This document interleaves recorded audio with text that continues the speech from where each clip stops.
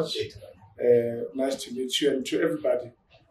Truly an honor. I looked forward to this day. I don't know. And I don't even get paid for it anyway. And somebody said, what the fuck, next? It doesn't matter, you know. Yeah, let's just help each other to grow. So I'm originally from a small town of Khuselo in the mines in Khuselo.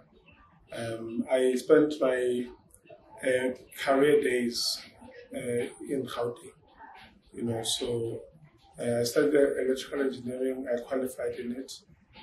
I do have a clean belt of engineering.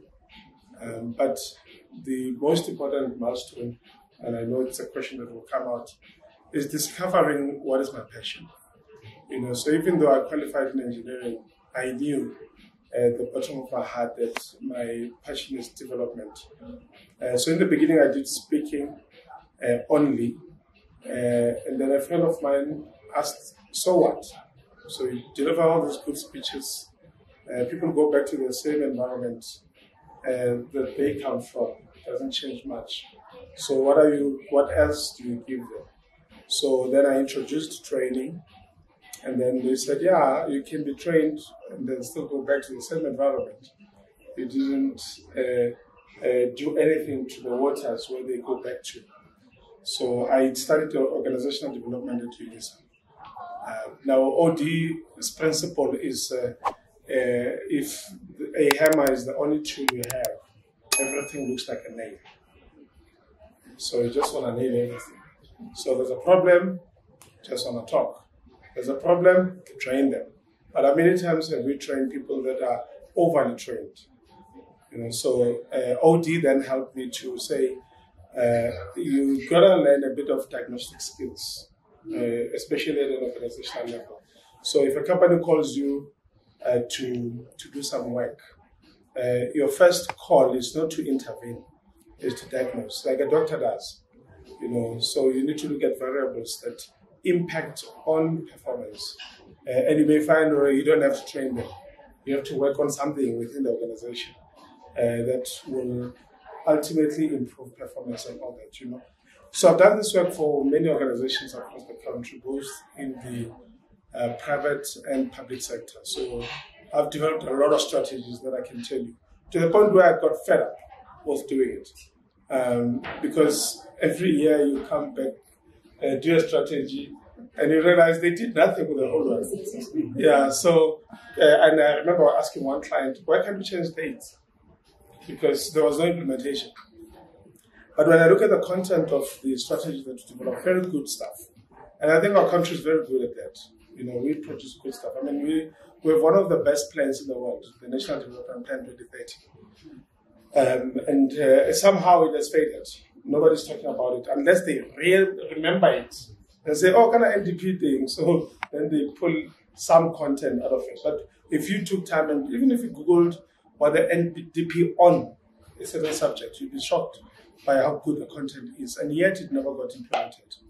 And it's a shame on us, because if you look at other countries up north that have very little resources compared to us, you know, to take a country like Kenya, you look at the budget they have for education, it's a tiny bit compared to ours, and yet their outcomes are better than ours. So therefore, we can't lament lack of resources because we've got the resources. What is the actual problem? You know, and this is something that must bother us. Why is it that in the midst of resources and abundance, yet we are not changing the country as we should? You know, so that has been my obsession. So one day I had a conversation with a fellow friend of ours, Hector Motivator. I said, Hex, I exit the industry. What do you mean? Let's leave before the politicians come and take over. They speak better English. You know, English sometimes like I say, he said, hey, it's a she, you know. Yeah, so I'm before and also what do we do? No, we don't quit. We just change the playing field. You know, so we just up the game a little bit more. Let's use our expertise, our networks, and our capacities to build something legendary. And for me, what informed it, Doc, is a couple of things. One, I attended the Tony Robbins event at Texas, self-funded, spent 5 days studying Tony Robbins. 2, I attended a Stephen Covey event here in Branston. And the 3, I read a lot of Robert Kiyosaki. So I followed this guy. What did this guy say? So the first problem is that as long as your career is stage-based, you are at high risk, right? Because anything can happen. Anything can, somebody new can come in, or you can break a leg, you can break, your voice can break. Then what? And there's also something very scary that we need to acknowledge. This thing is called time. I don't. Who of us remembers 2010 World Cup? Right? All of us do that. Do you remember the first game and where you were? Do you remember where you watched the first game of the World Cup when Shaba did Shaba ranks on the day? Do you remember that time? So here's what happened. Recently, Facebook showed me a picture of me in 2010. I was at the Fan Parkinson Children. And I looked at that picture and I realized that not much has changed. Maybe here, the face, exactly the same. Now, here's the trick about it, is that's the physical age. If you maintain it well, it will remain steady. But the reality is that the calendar age moves. So now, I'm counting from 2010 to 2024, simple arithmetic. How many years later? 14. Okay, so the scary part is that you are now 14 years older. Right? Okay. So now, neglect 34. That time. So no, you better have 48. Actually, in September the 1st, please don't forget to wish me a birthday. Not that it matters. How if you don't, it's okay. At some age, you don't care anymore. Stop counting. Yeah, I stop counting. So now it's 14 years later. 48. No. So do you realize how vividly we still remember the 14 years ago? And it's 14 years later. Now, let's project forward. 14 years from now on, I'll be 62 years old. Right? Now, when you hit 50, I'm not yet 50. I don't know those that are 50. How does it feel to be on the other side? But I'm told that it feels good. And you guys look good. It's okay. But then we know that the descent starts. Yeah. You don't have the same energy that you used to have and all this kind of stuff. So for me, the consciousness about time and the realization that time moves very fast has to force us to rethink the way we do things. Number one, I had someone saying I'm an artist. I don't know, maybe it's performing or whatever. So now rethinking says, so how are we going to institutionalize our knowledge so that we don't have to be physically there for it to happen? This is the first challenge that you have. So you take everything that you know, your knowledge, your skills, your experiences, and say, how do I package this to institutionalize my knowledge? And that is exactly what I said to Hex, because Stephen Covey said that to us. So it was confusing at the time. How to institutionalize, what does it mean? We need to build institutions. Right? We need to build institutions named after us or formed by us. Because this thing has a psychological impact. It has an impact in the sense that our generation and their kids, our kids, will not have anything to point to which is black started and black successful. So we'll always continue to quote Bomar and Roberts. I'm happy you always see Lwazi engineers, or if I'm calling it correctly, Lwazi, yeah, and so forth. So that thing is very important, that we need to build our institutions so that we don't have to constantly refer to, On my way here, I was talking to a friend of mine who's doing an MPhil in strategy at Gibbs.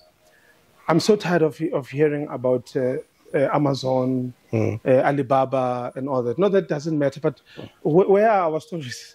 I want to hear the Kaizer Chiefs story. No matter how things may look, it's a legendary team. Yeah. Where is the case study on Kaizer Chiefs? Well written, well packaged. The story of 1982, the dream of Kaizer, to what Kaizer Chiefs has become today, with very little resources. We need to hear those stories more than the stories of people that you do not know. Now, what is it going to take? It's going to take a change of mindset, because we are people of opulence. You know, we are people of impressions. We want to show off. How can I get an extra zero? Yes, like now, and I know that we are also different. I've seen people, you know, but hey, this white man is rich, and then I look at him, I got look at that level. The sign will be there. We are black like that. You know what I mean? So, but here's the point: that if we don't change our mindsets in terms of how we spend, we will continue to be slaves to those that have been here before us. All right? So the starting point here is self-mastery. So you need to get to a point where you don't have to do anything for anybody, no reason to impress nobody. If it works for you, it works for you. If you have to wear what you want to wear, you wear it, and you don't care about what the world thinks whilst you're building something valuable. All right? So the sacrifice element that we need to make is to say, can we take the next 5 to 10 years and say, can things wait whilst we are building this thing, so that that thing can print money that will enable us to do these things that we so much like without any stress. Because even the debit order thing hides, are we born? You have to go and look at eyes with that debit on. I know I feel like I always. It was like 1 o'clock of debit order. I've just passed. Now, it's only when we institutionalize things. So what I did then, let's say in 2017, I took a trip back home, right? So I'm still a Gauteng citizen, but it's very dual citizenship now, you know. So I live between Pretoria and my hometown of Klerksdorp. So I took over a mine hostel, and because the economy was going down and there's no alternative to mining, according to what we were told that mining is going down, which I also believe is a lie. So we took Oppenheimer Stadium was Champ. It's in the same area with Oppenheimer, literally a kilometer from Oppenheimer Stadium. So it's one of Motsepe's first mines when it started in mining. So that hostel was left abandoned because the shaft was not functioning. So I said, if we got the same way in which, you know, look at Pretoria, look at Potchefstroom, Mafikeng and Val and so forth. Wherever there's a learning institution, the economy at least is kept. So we took over this building, it was vandalized. So, and number two, it was unfundable.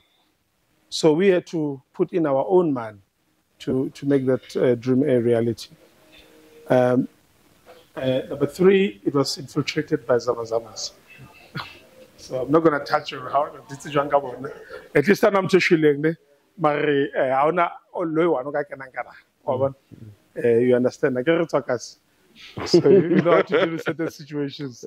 So long story short, and that's how I called, we call it each other champ. He calls us champ, so we call him champ. So I called him one day, man, did Bra Aneli put a member of the board of VUT? Am I correct, champ? Yeah, so it's from VUT. So I called him, man, no only VUT campus, so why don't we revive it? You know, so that's when we started having this conversation. So the long story short, that building today is repaired. We have more than 200 learners on learnerships from all over the province of the Northwest, from Breds, Koster, Twaing, the entire district of Dr. Kenneth Kaunda, and so forth. And now we've got students that come from KZN as well, from Hammersdale, you know. And those students were trained here in Soweto at the Gauteng Southwest College. So they are doing their practicals in our factory in Klerksdorp because we make protective clothing. So we have set up a textile factory, so we make PPE. Currently, we are doing work for 2 hospitals there. We've got a bakery, we've got an ICT hub that just started. And one of the upcoming projects for this year is a wood factory. So people will say, okay, did I deviate from talking? No. I understand at the center of me is development. So I see myself as a developer, as the central core. I will do the talks. I will do the trading. I will do the industrialization, because the days of talking to people and leaving them on a high is over. We can't inspire people back to poverty. because then what? You understand? So my challenge to us as a collective sitting here is, can we invade our communities? Can we go back to where we started? You know, like Telapero did by building a studio, a bigger studio in Atlanta, so that the children can see where a black man did this. That's the biggest inspiration that you can make. You don't even have to speak much when you have done something like that, you know. So that project obviously has also multiplied my net worth. Not gonna say much, but that it was painful. It continues to be painful. It's difficult. I was telling someone, I don't know if you watched the movie Alone on Netflix. Have you watched it? Yeah, please, if you haven't watched Alone, that woman stuck on that container. They were being trafficked. You have seen that. Entrepreneurs feel like that most of the time. Sometimes you feel like you're in this container in the middle of the sea, and you don't know how you're going to survive, and you keep banging on doors and so forth. You know. So one of the challenges that I'm taking on, Champ, is that you know, there's a point where you can survive because of your own. Of your own accord, maybe with little resources. But then there's a breaking point where you start needing capital. Do you agree with that? Yeah, for example, you know, we've got this big order from the hospitals, and then we have to go buy fabrics. And the owners of the fabric shops, they don't give credit to black people. Now you need to bring in the cash. And then they say, no, if you don't have cash, go to Mang Radesh Kokaikai. Radesh Unyago. Then we realize, we are in a fix. So one of the challenges that we need to take on, we need to start our own bank. In our lifetime, we must have a bank for black business and call it exactly that, unapologetically. So I've taken a mission, you know, to study finance. I have no accounting background. I've got math and science in my history and engineering. But now, second numbers, because I realize even if we don't know them, we have to know them. Because nobody understands, they don't know who we are. So no matter how you can try to fight at your bank, just go to where it started, who started it, and why was it started. It was not started for us.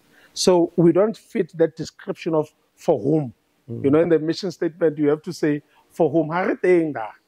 So when they don't understand who we are, then we should not keep fighting them. We have to organize ourselves and say, even if we started at a cooperative banks level, where we fund ourselves, many black businesses don't thrive because once they hit that crux point, where now they need capital for equipment, the bigger ones than these ones, then the whole game stops. But we can solve this problem only if we unite, though. If we can stop the bickering and talking about nonsense and talking about people that don't care about us and the politicians that sit in parliament cozily so, deliver good speeches and they get claps and since 1 hour analyze our they're not going to change anything. That I can tell you. But happy, have you seen how happy the politicians are to be employed? I've never seen the happiest politicians after elections are the current ones. But understand?